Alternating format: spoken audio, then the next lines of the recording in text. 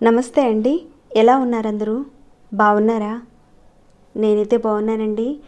మీ అందరికీ అమ్మవారి ఆశీస్సులు ఎల్లప్పుడూ ఉండాలని కోరుకుంటూ ఈ రోజున చాలా సింపుల్గా ఉండే పరిహారాన్ని చెప్పబోతున్నానండి. మన ఛానల్లో చాలా వరకు సింపుల్గా ఉండే పూజలు, పరిహారాలకు సంబంధించినవి ఉంటే ప్రతి ఒక్కరికి అందుబాటులో ఉండేలా, ప్రతి ఒక్కరు చేసుకోగలిగేలా మన ఛానల్లో ఉంటాయి. అదేవిధంగా ఈరోజు ఒక మంచి పరిహారాన్ని చెప్పబోతున్నాను. చాలా సింపుల్గా ఉండేది. ఏంటంటే, మీరు ఎంత కష్టపడినా అవసరాలకు తగ్గట్టుగా డబ్బు రాకపోవడం, అలానే ఇంట్లో కుటుంబ సభ్యులు, స్నేహితులు, చుట్టుపక్కల వారితో ఏదో ఒకటి అంటే మీరు బాగానే ఉంటారు, కానీ అవతల వాళ్ళు మీ మీదకి వచ్చి అనవసరంగా గొడవ పెట్టుకోవడం, అలానే మనం ఏ పని చేసినా మనకు ఉపయోగపడే సలహాలు మనకి ఉపయోగపడకుండా మిగతా వాళ్ళకు ఉపయోగపడడం, అంటే మీకు జాతక దోషాలతో చాలామంది ఉంటారు కదండి. అలాంటి వాళ్ళు సలహాలు ఇచ్చినప్పుడు అవతల వాళ్ళకి బాగానే అద్భుతంగా పనిచేస్తాయి అవి. అంటే తనకు తానుగా చేసుకుంటే కనుక ఎలాంటి ఫలితాన్ని ఇవ్వదు. అలా జరుగుతుంటే కనుక శని, రాహు, కుజుడు, బుధుడు ప్రభావం అధికంగా ఉందని అర్థం చేసుకోవాలి. అలానే కుటుంబ సభ్యుల మధ్య, అన్నదమ్ముల మధ్య, అక్కా చెల్లెల మధ్య ఆస్తి తగాదాలు వస్తూ ఉంటాయి. చిన్న చిన్న విషయాలకే తగాదాలు, గొడవలు పడడం, కొన్నిసార్లు కొట్టుకోవడం వరకు కూడా వెళ్తాయి.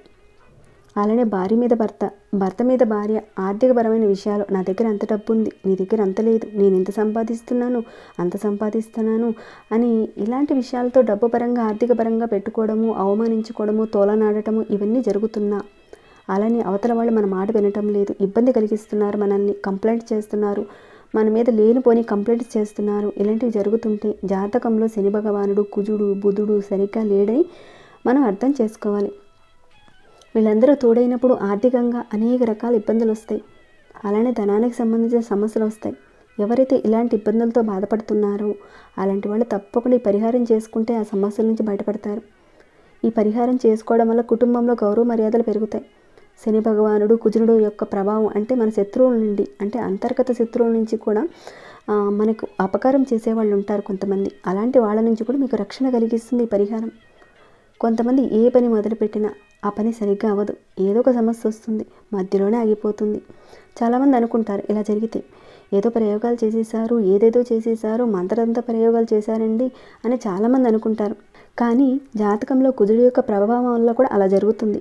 చేసిన పని సరిగ్గా అవ్వదు. అనవసరమైన కోర్టు కేసులు, పోలీసు కేసులు, అలానే కొంతమందికి అంటే సరిగ్గా చక్కగా వివాహం కుదురుతుంది, పెళ్ళవడం కూడా జరుగుతుంది, కానీ తర్వాత విడిపోవడం కూడా జరుగుతుంటుంది.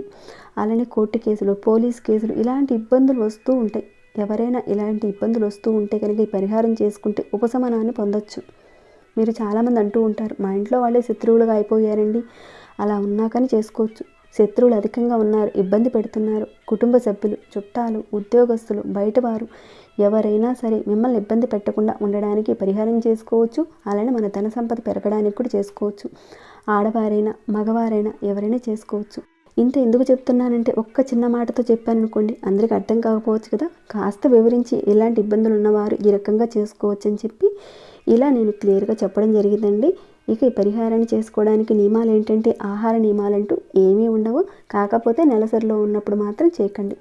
ఇక ఈ పరిహారాన్ని ఏ రకంగా చేయాలనేది చూద్దాము. అంతకన్నా ముందు ఒక చిన్న రిక్వెస్ట్ అండి, ఈ వీడియోకి ఒక చిన్న లైక్ చేయండి.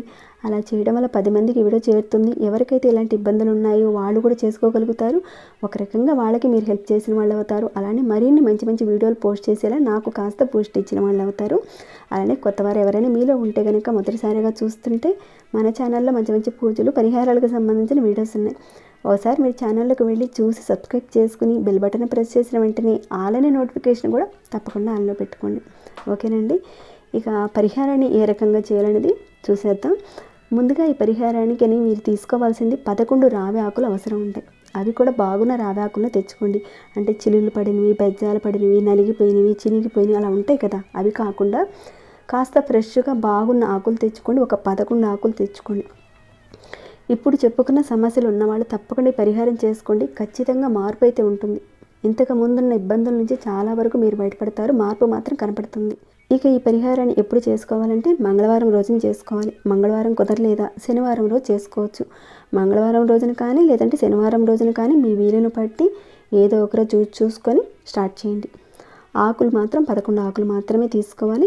మిగతా అది కూడా ఆకుల్ని మనం ఆ రోజుల్లో మాత్రమే తెచ్చుకోవాలి. అంటే మంగళవారం రోజున కానీ శనివారం రోజున కానీ మిగతా రోజుల్లో తెచ్చుకొని మాత్రం చేయకూడదు ఈ పరిహారాన్ని. అంటే ముందు రోజు కానీ దానికి ముందు రోజు కానీ అలా తెచ్చుకొని ఇంట్లో పెట్టుకొని చేయకూడదు. ఎప్పుడైతే మీరు ఈ పరిహారం చేస్తున్నారో ఆ రోజుని తెచ్చుకొని చేయాలి. మీరు చెట్టు దగ్గరికి వెళ్ళి ఒకసారి నమస్కారం చేసుకొని ఈ రకంగా నేను ఈ పరిహారం చేసుకోవడానికి నీ దగ్గర ఆకులు తీసుకుంటున్నాను అని ఒకసారి ఆ రావి చెట్టుకు చెప్పుకొని అవసరం కోసం తీసుకుంటున్నానని చెప్పుకొని ఒక చెంబుడు నీళ్లు ఆ రావి చెట్టుకు పోసి కాస్త దండం పెట్టుకొని 11 ఆకులు తెచ్చుకోండి. ఇక ఈ పరిహారాన్ని మంగళవారం రోజున ఉదయం నుండి సాయంత్రం లోపల ఎప్పుడైనా సరే చేసుకోవచ్చు. అది కూడా సాయంత్రం లోపు అంటే 6 గంటల లోపే చేసుకోవాలి. అంటే సూర్యాస్తమయం అయ్యే లోపుగానే చేసుకోవాలి పరిహారాన్ని. ఇది ఒక తాంత్రిక పరిహారం అండి, చాలా మంచి పరిహారం. ఏముందిలే అని చెప్పేసరి చేసేద్దాం అని మాత్రం చేయకండి. ఒక నమ్మకం పెట్టండి. అది కూడా జరుగుతుందా లేదా అని మాత్రం అనకండి. జరిగితే జరుగుతుంది, లేకపోతే లేదులే చూసేద్దాం అని మాత్రం చేయకండి. జరగాలి అని ఖచ్చితంగా అనుకోండి. నా బాధలు ఇవి తొలగిపోవాలి అని మనస్ఫూర్తిగా చేసుకోండి. ఒక విశ్వాసం పెట్టుకొని ఒక నమ్మకం పెట్టుకొని చేసుకుంటే కనుక మంచి ఫలితం అయితే ఉంటుంది. ఈ పరిహారం చేసిన తర్వాత మీకు వచ్చిన మార్పులు కానీ వచ్చిన రిజల్ట్ని మాత్రం తప్పకుండా నాతో షేర్ చేసుకోండి. అయితే మీరు తెచ్చుకునే 11 ఆకులు ఉన్నాయి కదండి, వాటన్నిటిని మీరు చక్కగా పసుపు నీటితో శుభ్రం చేసి పక్కన పెట్టేసేసుకోండి. ఆ తర్వాత కొద్దిగా కుంకం తీసుకోండి లేదా చందనమైనా తీసుకోండి. ఈ రెండిట్లో ఏదైనా సరే, కుంకమైనా చందనం అంటే గంధం అంటారు కదా, దాన్నైనా తీసుకోండి. ఇలా మీరు తీసుకున్న ఆ కుంకంలో కొద్దిగా మంచి నీటిని వేసి పేస్ట్లా తయారు చేసి ఆ రావి ఆకు మీద హమ్ అనే అక్షరాన్ని రాయండి. ఆకు మీద రాయండి. చక్కగా మీ ఉంగరపు వేలుతో రాయండి. ఇక్కడ నేను ఇయర్ బడ్తో చేస్తున్నానండి, ఎందుకంటే మీకు కాస్త తెలియాలని, అలానే అక్షరం బాగా కనిపించాలని ఇలా ఇయర్ బడ్తో చేసి చూపిస్తున్నాను. ఈ రకంగా హమ్ అనే అక్షరాన్ని రాయండి. ఇలా 11 ఆకుల మీద మీరు ఇదే రకంగా రాయండి. అడ్డంగా నిలువుగైనా సరే హమ్ అనే అక్షరాన్ని రాయండి. ఇలా మీరు గంధంతో కానీ కుంకుమతో కానీ నీటిని కలిపి ఉంగరపు వేలుతో రాయండి. ఉంగరపు వేలుతోనే రాయాలి, ఓకేనండి. ఇది గుర్తుపెట్టుకోండి. ఈ అక్షరాన్ని రాసే ముందు మీ మనసులో ఏ విషయాల మీద మీరు ఇబ్బంది పడుతున్నారో ఆ సమస్యల గురించి మీరు కోరుకోండి. ఎందుకోసం చేస్తున్నారనేది మీరు కోరుకొని అక్షరాన్ని రాయండి. తర్వాత ఈ ఆకుల్ని అంటే మీ కోరికన్నీ కూడా చెప్పుకున్న తర్వాత అలా రాసేసిన తర్వాత ఈ 11 ఆకుల్ని మీ 2 చేతులతో పట్టుకోండి. ఇక్కడ చూపిస్తున్నాను కదండి, ఈ రకంగా పట్టుకోండి. ఒక 5 నిమిషాల పాటు అమ్మవారి నామాన్ని తలుచుకోండి. దుర్గాదేవికి సంబంధించింది కానీ, లలితాదేవి అమ్మవారికి సంబంధించింది కానీ, అంటే శ్రీమాత్రే నమః, ఓం శ్రీమాత్రే నమః అని కానీ, ఓం దుర్గాయ నమః, ఓం దుర్గాయ నమః అని ఒక 5 నిమిషాల పాటు ఆ ఆకుల్ని చేతిలో అలా పట్టుకొని ఆ నామాన్ని తలుచుకోండి. తర్వాత మీకు దగ్గర ఎక్కడైనా పారే నీళ్ళు ఉంటే కనుక అక్కడికి తీసుకెళ్ళి పారే నీటిలో కలిపేయండి. ఒకవేళ కుదరని పక్షం అంటారా, కాస్త ఆవు పిడకని తీసుకోండి, కాస్త రాజేసేయండి. ఆవు పిడకని రాజేసి దాని మీద కాస్త కర్పూరం పెట్టి వెలిగించి ఈ 11 ఆకులను ఆ కర్పూరం మీద పెట్టండి. ఆల్రెడీ ఆవు పిడక కాస్త నిప్పుతూ ఉంటుంది కాబట్టి అలానే మీరు కర్పూరం పెడతారు కాబట్టి చక్కగా మీరు ఎప్పుడైతే ఈ రావి ఆకును పెడతారో అవి చక్కగా కాలిపోతాయి. ఒక్కొక్క ఆకుగా పెట్టి వెలిగించే ముందు మీ కోరిక చెప్పుకొని వెలిగించండి. అంటే కర్పూరం పెడుతూ అన్ని ఆకులు ఒకేసారి వేశారనుకోండి సరిగా కాలకపోవచ్చు. కాబట్టి కాస్త కర్పూరం వెలిగించి మధ్యలో కూడా కాస్త ఆవు నీతిని వేసుకుంటూ ఒక్కొక్క ఆకును పెట్టి కాలవండి. అయితే చక్కగా పారే నీరు ఎక్కడైనా ఉంటే కనుక, మంచి నీరు ఉంటే కనుక అక్కడికి తీసుకువెళ్ళి వేసేయండి ఈ ఆకులన్నింటినీ. ఒకవేళ కుదరని పక్షంలో ఇప్పుడు చెప్పుకునే విధంగా ఆవు పిడక మీద కాస్త కర్పూరం వెలిగించి మధ్యలో ఆవు నీతిని వేసుకుంటూ వాటన్నిటిని కూడా కాల్చేయండి. ఇక్కడ పరిహారానికి మనం పచ్చి ఆకులను తీసుకున్నాం కాబట్టి ఒకవేళ మీరు అంటారేమో పచ్చిగా ఉంటాయి కదండి అవి కంపల్సరీగా అవి సరిగ్గా కాలవేమో అని అంటారేమో. ఎక్కువగా కాలన అవసరం లేదండి, 100% సరిగ్గా కాలవు అవి. ఎందుకంటే అవి పచ్చిగా ఉన్నాయి కాబట్టి సరిగ్గా కాలవు, కొంతవరకు అయితే కాలుతాయి, అలా అయినా పర్వాలేదు. ఆ రకంగా మీరు చేసేసిన తర్వాత కాల్చిన నుసి అంటే పౌడర్ ఉంటుంది కదండి, ఆ పౌడర్ని ఎక్కడైనా చెట్టు మొదట్లో వేసేయండి.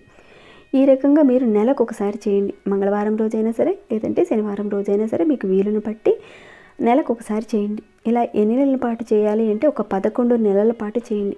మీ జాతకంలో చంద్రగ్రహ దోషాల వల్ల ఏదైనా జాతకంలో బాగోలేనప్పుడు మనోవికారాలు వస్తాయి, ఒక రకంగా ప్రవర్తిస్తుంటారు అలాంటి వాళ్ళు.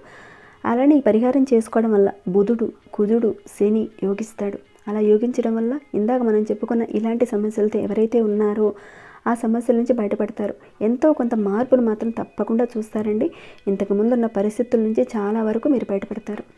సో తప్పకుండా చేయండి. మీరందరూ కూడా చేసి మీకు వచ్చిన రిజల్ట్ని మాత్రం నాతో షేర్ చేసుకోండి.